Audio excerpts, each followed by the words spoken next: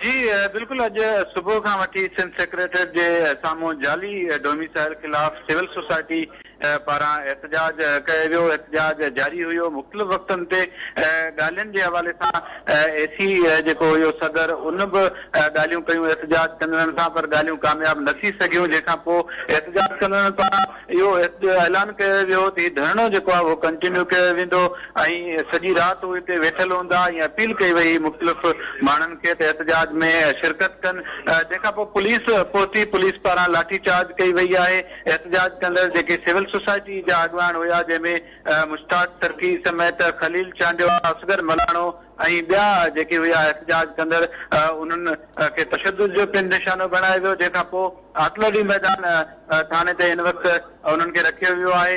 मुश्ताक तरकी समेत ॿिया जेके एहतजाज में शरीक हुया 20 खां वधीक एहतजाज कंदड़नि खे गिरफ़्तार कयो वियो आहे, जेकी आतलडी मैदान थाने ते रखिया विया आहिनि। जॾहिं त हिन वक़्तु एहतजाज कंदड़ जेके आहिनि उहे छिड़ विछड़ थी विया आहिनि। मुख़्तलिफ़ थाननि जी पुलिस पिणु तलब कई वई आहे। पुलिस सदर ऐं आसपास जा जेके थाना आहिनि उन्हनि जी पुलिस तलब कई वई आहे। हिन वक़्तु 20 खां वधीक मोबाइलूं मौजूदु आहिनि। जॾहिं त एहतजाज कंदड़ जेके आहिनि उहे पुलिस जी लाठी चार्ज ऐं तशद्दुद खां पोइ छिड़ विछड़ थी विया आहिनि। हिन वक़्तु एहतजाज जेको आहे उहो ख़तमु कयो वियो आहे। एहतजाज कंदड़ 20 खां वधीक माण्हू गिरफ़्तार कया विया आहिनि। ॿिया जेके मौजूदु हुया उहे छिड़ विछड़ थी विया आहिनि। उन हवाले सां मुश्ताक तरकी समेत ॿिया जेके गिरफ़्तार आहिनि उन्हनि खे आतलडी मैदान थाने समेत ॿिया मुख़्तलिफ़ थाना जेके आहिनि उन्हनि जे लाकब ते रखियो वियो आहे। हिन वक़्त ताईं को केस दाख़िल न कयो वियो आहे। जॾहिं त पुलिस जो चवणु आहे त एहतजाज सबबि रोड ब्लॉक हुयो, उनजे करे मुसलसल एहतजाज कंदड़नि खे चयो वियो त उन्हनि पंहिंजो एहतजाज रिकॉर्ड करायो आहे। हाणे एहतजाज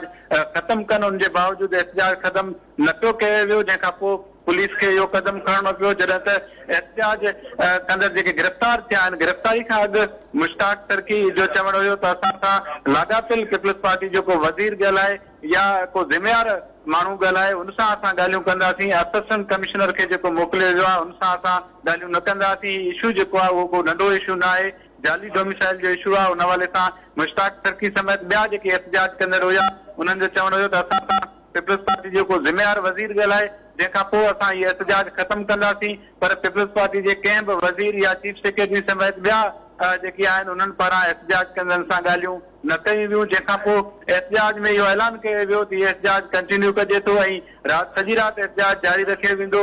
सुभाणे सिंध सेक्रेटरीट जा गेट जेके आहिनि उहे बंदि कया वेंदा। जंहिंखां पोइ पुलिस मुख़्तलिफ़ थाननि जी पुलिस पहुती ऐं लाठी चार्ज कयो वियो। लाठी चार्ज करण खां पोइ एहतजाज ख़तमु कराए हिन वक़्तु 20 खां वधीक माण्हू गिरफ़्तार कया विया आहिनि। अच्छा कादर, इहो ॿुधाइजो त एहतजाज में राशिद महमूद सूमरो बि हुआ, छा उन्हनि जी बि का गिरफ़्तारी अमल में आई आहे या इन खां अॻु उहे वञी चुका हुआ? जी बिल्कुल।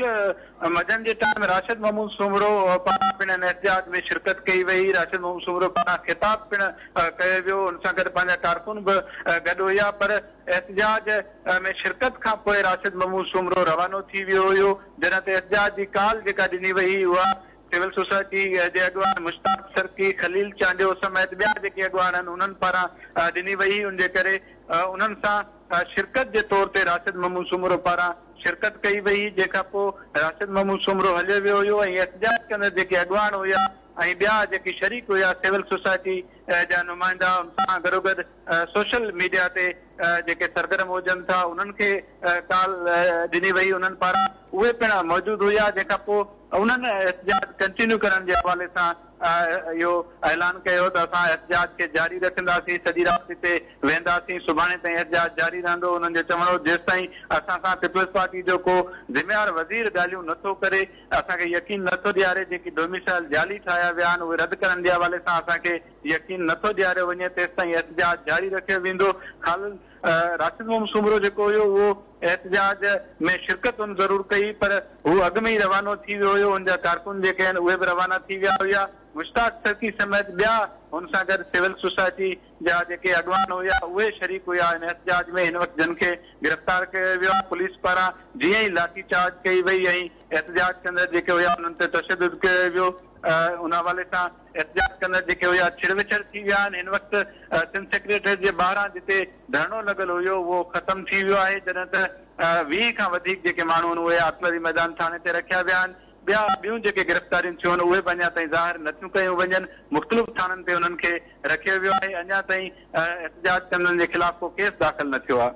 जी वॾी महिरबानी कादिर लाशारी तफ़सील ॾियण जे लाइ। कादिर लाशारी डिटेल्स ॾिना। एहतजाज जारी हो सिंध सेक्रेटेरिएट जे ॿाहिरां जंहिंमें धरणियुनि जो जॾहिं फ़ैसिलो कयो वियो असिस्टेंट कमिश्नर ॻाल्हियूं करण जे लाइ आयो उनजे लाइ एहतजाज कंदड़नि जो इहो मौक़िफ़ हो त हीउ मामिलो वॾो आहे, इशू नंढो न आहे त असिस्टेंट कमिश्नर सां ॻाल्हियूं न थींदियूं। इन खां पोइ इहो धरणो जारी रहण जो जॾहिं फ़ैसिलो कयो वियो त पुलिस पंहिंजी एक्शन कयो आहे ऐं इन कार्रवाई कंदे 20 ॼणा मुश्ताक सरकी समेत गिरफ़्तार कया विया आहिनि। जेको आहे सिंध सेक्रेटेरिएट जे ॿाहिरां इहो जाली डोमिसाइल जे ख़िलाफ़ एहतजाज जारी हो जेको सुबुह खां जारी हो, जंहिंमें पुलिस 20 ॼणनि खे गिरफ़्तार कयो आहे।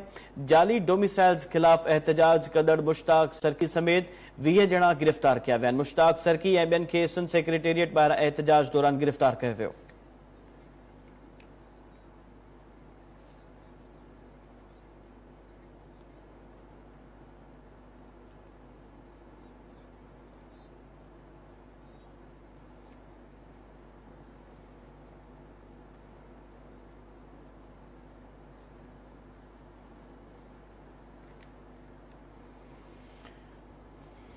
कराची खां पोइ ॿी ख़बर असां हैदराबाद में शेयर कंदासीं। कोरोना वायरस के हवाले से पीपल्स पार्टी जो सेनेटर मौला बख्श चांडियो ऐं घरवारी पुट समेत कोरोना में वठिजी विया आहिनि। कोरोना की तस्दीक थियण खां पोइ ॿिन्ही खे घर अंदर आइसोलेट किया वियो आहे।